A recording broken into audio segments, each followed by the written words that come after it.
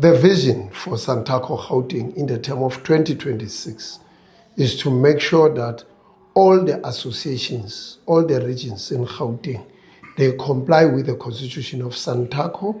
They make sure that we comply again in terms of the reporting, in terms of the structures.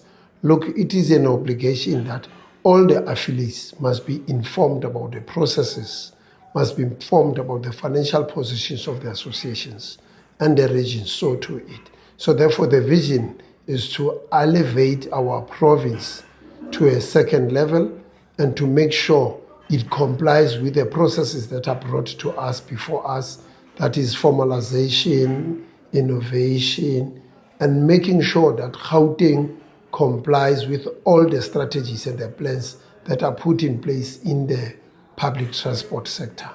Well, the top three priorities that we will focus on in 2026. The first one is unity within the province. The second priority is engagement with government. The third priority is to make sure that all our structures from association to the provincial are developed and benefiting from the value chain. Well, the measures that will be implemented, the first one is we activate on a 365 days operation Hlokomela. Secondly is to get to see the trainings are happening to all the structures. Thirdly is to make sure that there is that working relationship on the ground from one region to another region, from one association to another association, and making sure that all our operators on the ground are well legalized. As a province, we have plans to modernize and digitalize our industry because we need to move according to the terms, we need to move according to the way the nation is moving to. Look, digitalization is assisting us a lot. It is also making us to be known in the whole country so that people should understand that it will help us to comply.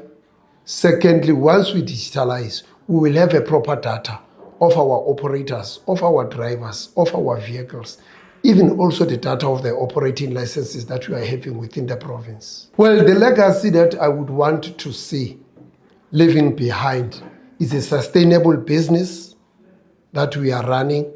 Secondly, the legacy that we need to see, the generation that coming will leave a solid foundation that they will build on moving forward in terms of leading the industry to a brighter future.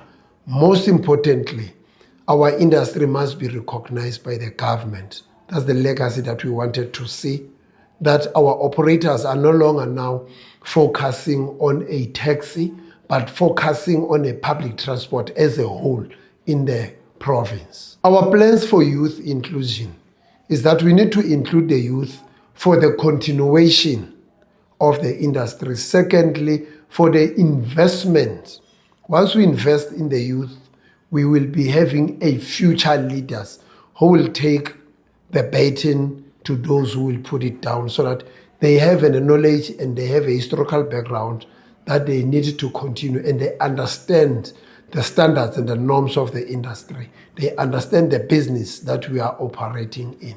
So therefore, it is very much imperative that our youth, we should engage with youth so that they can advise us in terms of the technology. Remember, some of them, they say we are